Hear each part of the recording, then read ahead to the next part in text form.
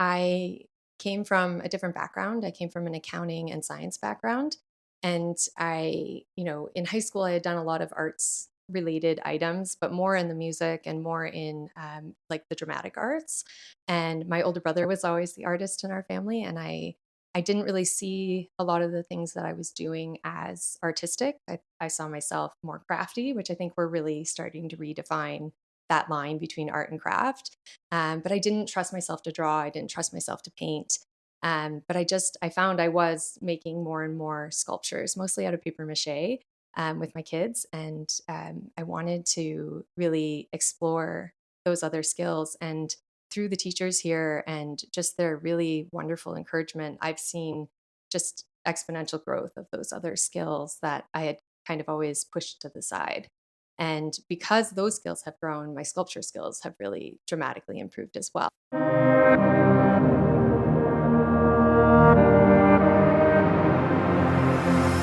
Welcome to the OSA Fine Arts Diploma podcast. We are recording at the Alba School of Art in May 2026 during graduation season. I'm Adrian Gore, Diploma Coordinator of the Fine Arts Diploma Program, a 3-year vocational program focused on preparing emerging artists within the Canadian cultural context. Today, I'm speaking with Kate Ode, who is graduating this year. Hi, Kate. Hi, how are you? Very good, and I'm glad you are here with us today to share your thoughts and your experience in the OSA Diploma Program. Can you tell me where are you in the program right now? Yeah, I'm just finishing up my 3rd year, and I have one last class that I'm doing with Farouk and integrated processes. And I've been doing the program a little bit, mostly full time, but just a little bit less because I do have 3 kids, small kids at home. And so this is a way that I'm just rounding it up in the spring term, and I graduate in mid-June. How would you describe your practice to someone who has never seen your work? Yeah, I think it really boils down to the observation and the noticing of things, and then really combining found objects with fine art techniques. And I'm really trying to explore themes of nature and motherhood. So it seems like a lot coming together, but they all pair nicely together as you're noticing these found objects. I'm often picking them up in very everyday settings, whether it's walking on the street or digging in my garden. I live on an old farm, so there's lots of mysterious things that come up in the earth, and I like to use those or just everyday objects that I find around my home or thrifting or whatever. So I try to take those objects, and then they either become the material for my work, so actually become part of my sculptures, or they often are used as source images for some of my other works. So So you are using found objects yes, and incorporate that into your work. Basically, you are taking objects from the daily living, daily life, yes, and convert them into art. yes. So that's reminds me of Duchamp. Yeah, I think so, but I think Duchamp often worked a lot with the ready-made. I mean, Mhm. you have more of, I think his later work was more like creating collections of things. Is that correct? I believe so. Yeah. And so that really kind of ties in. I think more of Robert Rauschenberg, or one of my more contemporary examples is Tara Donovan, who's an American sculptor who works with large collections of everyday items like thousands and thousands of ordinary drinking straws. Or one of her more recent installations was made out of old CDs and DVDs. And so just taking like a large quantity of everyday items. And she's one of my main inspirations for my own artistic journey. Like I came at this a little bit later in life, and I was originally doing other things. And so she was the one who kind of caught my attention and pulled me into a point where I like couldn't look away again. What inspired you to make art this way and let's say not go for more a traditional approach like a painting or a drawing? Yeah, and I do have a really strong painting and drawing practice, Right. but I think I often start or end with some sort of found object sculpture. I think some of it is I really think in forms. I know from some of the other podcast people have talked about color or narratives, and I think that those are really strong places to focus, but my brain seems to start with the form. And from a very young age, I loved taking basically what would be waste. So I took a lot of cardboard boxes and I would make these extravagant um, homes for my dolls across the whole living room floor. And I think there's something about the challenge of using a found object that I find it's like a puzzle. It's like I get to figure out how it would work or how it could be used. It's also highlighting that everyday object. So if I take, um, rather than taking the finished form, but if I take a fragment of something, like if I find a piece of pottery in my garden, I'm looking at the abstracted shape it's now become. And I'm also looking at how, like, even the dirt is integrated into that form. Some places it wipes right off, other places it gets, like, kind of stuck in there. And it makes something totally new. So it's no longer a piece of pottery, but it's a beautiful item itself. Okay, I would like to. I'm just curious about this. I personally, I never worked with found objects, so I'm curious to know more about this approach. So, what do you consider to be a found object, especially when you look in your daily life? Because there are objects who, let's say, you are using every day, like a kettle, Mhm. or you find, just as you said, a shard or a piece of pottery in your garden, but that's not really from the daily living, isn't it? How do No, you and I think about this? Yeah, and I think I find it interesting because then that piece of pottery would otherwise be garbage to most people, Right. or Yeah. a piece of metal that's rusted. Probably created a really interesting shape, but most people are just ready to discard it. And I think that it really depends on what I'm working on and how I'm coming at it. So I Mhm. end up collecting all of these things to my husband's joy, and I have them all sorted into boxes. But then I'll kind of go to them for inspiration, or I'll have something that begs to be made into something. But often I start with what I'm trying to make, and then I kind of look at the materials I have around me, and then I try and put them together. So, I think this term is called, from an art historical perspective, upcycling. yes, yeah, upcycling is a huge part of my practice, in part because I just look at the amount of waste that we create all the time, and I've heard a lot of stories from my family about people who lived on farms and they didn't have garbage dumps available to them. So everything, you either reused it or got buried on your farm, and you lost that land to grow crops on or raise animals on. And um, I also, as I'm digging in my garden, I'm finding a lot of these items. And so it's kind of also the idea of like how much impact we have on layers and layers into the earth, like so deep. And we don't even realize how much garbage is down there that we've just kind of, sometimes accidentally, but sometimes purposely just buried there. And then same thing like with the oceans, when you think about the great big garbage patch that's out in the Pacific, those things just like really ruminate in my mind and I think about them. So then it's like, how can I take this item and make it into something beautiful? So it doesn't have to go into a garbage dump. As artists, we use a lot of materials, and I certainly use my fair share. But I am also trying to take these items and upcycle them into art too. And often there's something so abstracted and beautiful to that piece that I could not create that. Like I would have to spend a ton of time and energy to try and happen into that beauty. And even still, like without the aging and the wearing, it still wouldn't be possible in the form that it is. And so it's kind of seeing that and observing that. And I just really love noticing those little intricacies that happen on each shape or the colors that mix. Because sometimes it's glass or sometimes it's metal, and you'll get these effects that I could try my entire life and still not create that. And so then it's claiming that and trying to highlight it and also utilize it and use it as a material itself.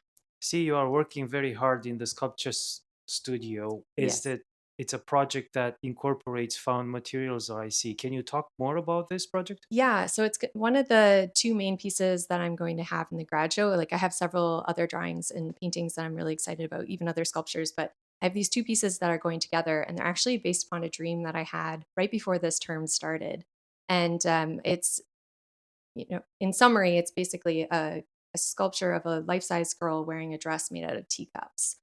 This was a dream that I actually had, and I think it really plays into the themes of motherhood and domesticity, that because the teacup is really linked to domesticity and kind of this exaltation of objects, right? They're often beautiful, they're hand painted, they're gilded, they're all of these things.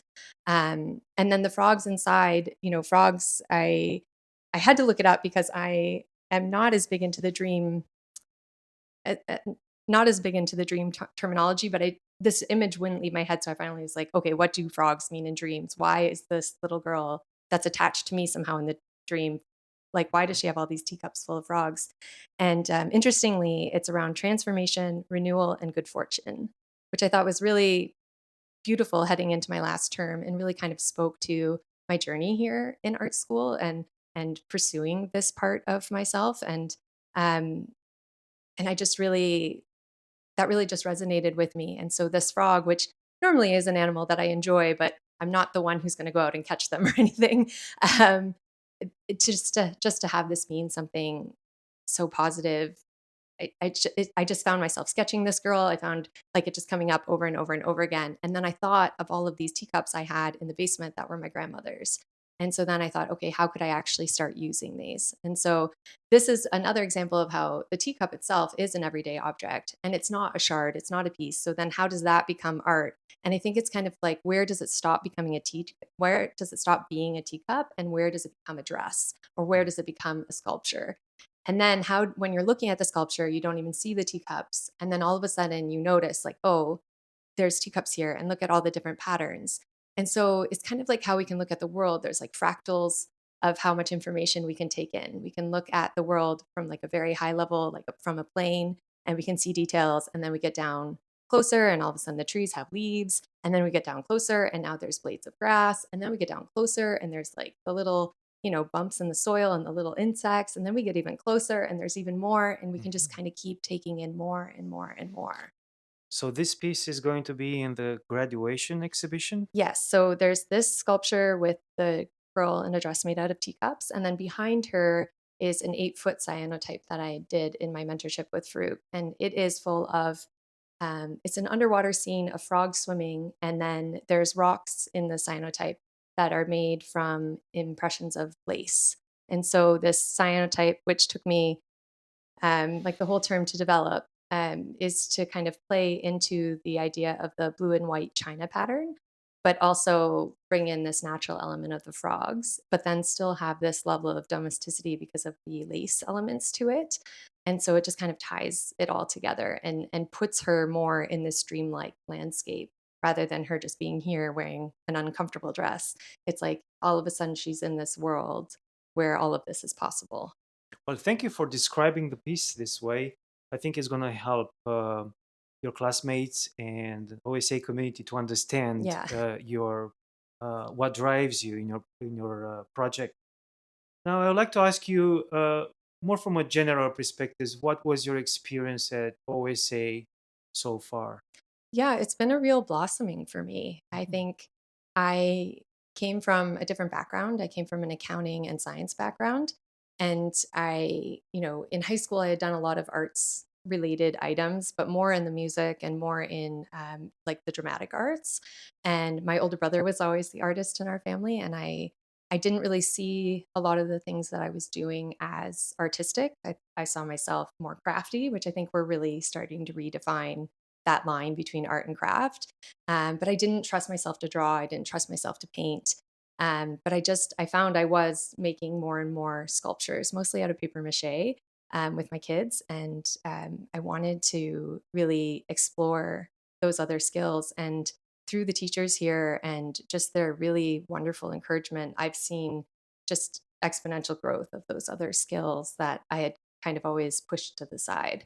And because those skills have grown, my sculpture skills have really dramatically improved as well. And so it's just been a really wonderful experience for And how me. do you feel right now about your artistic thinking? Do you feel that you have all the tools and the skills necessary to express yourself professionally? Oh, definitely. Yeah. Like I feel really well set up to enter the Ottawa art scene and start to really collaborate with other artists in this community. How has critique shaped your practice at Iowa School of Art? Oh boy, it's my favorite thing. Oh my gosh, I love it so much. Both I love hearing ideas from my classmates and my teachers about how my art could change. Even today, one of my classmates came in and looked at the materials I had and looked at what I was planning on doing and just twisted it slightly for me and opened it up in a new way. And I think that's often what happened in critique. They were my favorite days. Because I got to see all of my classmates' work and just like bask in the beauty and the joy of it all, but also because I loved listening to other people observe the artwork that I was looking at and seeing the little brushstroke that they noticed or the form that they noticed and being able to kind of delight in it over and over again. I find the critiques here are very helpful, but they're also very positive. And so it's like helping the person see where they're succeeding and also just helping them open up that door that's locked for them. And so instead of this like tear down type of thing, which you hear about the horror stories that can happen, at different places, I've never experienced that here. It's always just been this ability to blossom. And it's been really fun and exciting. And probably the days that I learn the most in class, just because we're learning so much collectively from each other. So you are going to graduate very soon. What are the realities of trying to become a professional artist in Canada? Like what's waiting for you? Did you ever think about this? Yeah, I think about it a lot, especially since a lot of the art I like to do tends to have longer timelines and the pieces end up being fairly large. And so to go a more commercial route is going to be a little bit trickier until I'm a bit more established. I think that Canada is a great place to be because there's a lot of public funding, and you do have like artist run centers and everything. So there is the ability to exhibit in a different way than like in the States, for example. Um, I do find Ottawa to be an interesting place because it's there's a lot of love of the arts, but not a lot of participation necessarily, and um, it doesn't have as strong of a like commercial art scene as other major centers or other centers of its size. But there is a lot of great exhibition space in Ottawa and a lot of really wonderful museums and even like City Hall that people don't necessarily think of when they think of gallery spaces, but there are a couple of really wonderful exhibition spaces there, and they do a really great job of supporting local artists. So I'm really excited about it, but I do think it's an interesting Canada's art scene in general is an interesting place because there's Ottawa in particular is very pragmatic. I think that's what I want to say. Hmm. So there's a lot of love of art, but not necessarily a lot of um, focus on it for homes or focus on it for like personal consumption. And so that really changes it to a public good, which is great. And I think where art really thrives best is when it's publicly consumed. So it's just this wonderful balance that we have to navigate as artists.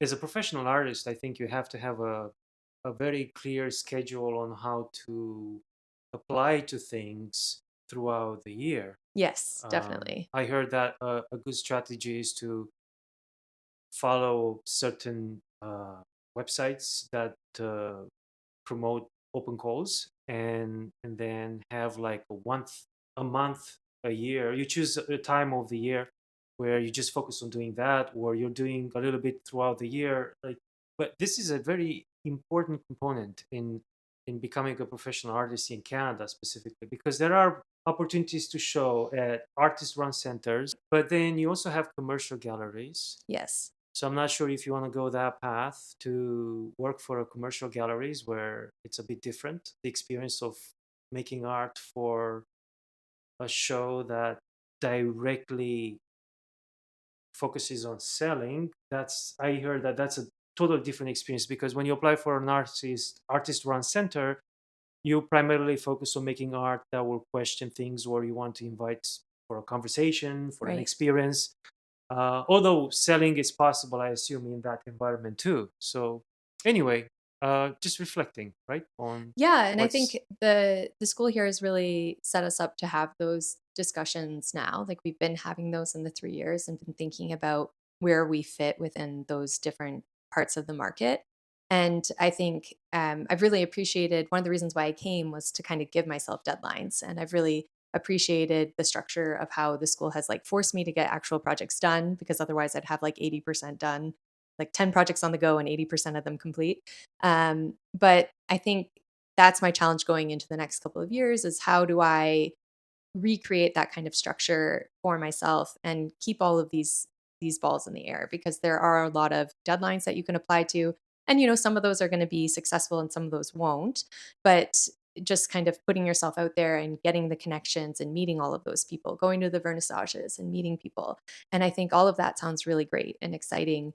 Um, and I'm looking forward to all the different projects. We've done assignments where we've, you know, done the work to apply to different residencies and everything. And sometimes we submit them and sometimes we don't, depending upon where you're at in life and if you've missed the deadline that existed already or Mhm. not. So we've kind of gotten those reps, but to do it on an everyday basis will be its own challenge, because that is its own organizational um, feat that everybody kind of has to figure out what works best for them. I think when it comes to working with commercial galleries, I'm definitely open to it. It'd be nice to sell some of my work and not have to store it. And I think it's a different way of meeting people. I think that commercial galleries also can be amazing agents and connections. Like they are really great ways to get connected with larger institutions and with different parts of the art market and go to different art fairs, like Art Toronto and everything. So I think that's all really interesting.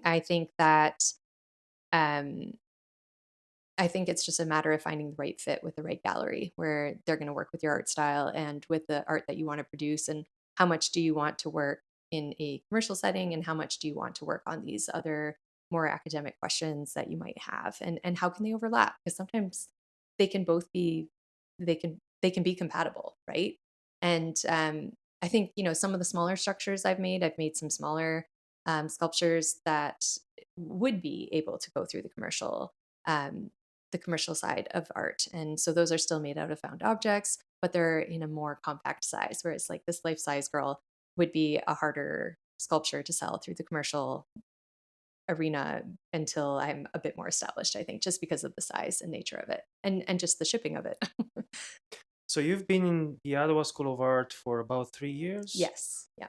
What advice would you give to incoming students Think based on your experience at, all these years? Yeah, I think draw big, fail big, just try. Just and don't tell yourself what you can't do before you start. And I think that's the number one thing that people misunderstand about art school is like, oh, well, I'm not ready because I'm not enough good enough drawer, or I'm not ready because I don't know how to paint.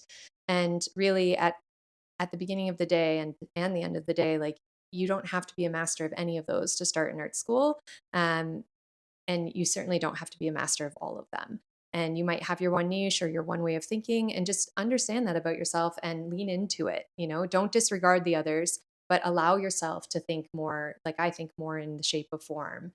And I've learned how to draw that way. So once I had charcoal in my hand, all of a sudden it was a totally different experience. And so leave yourself open to that.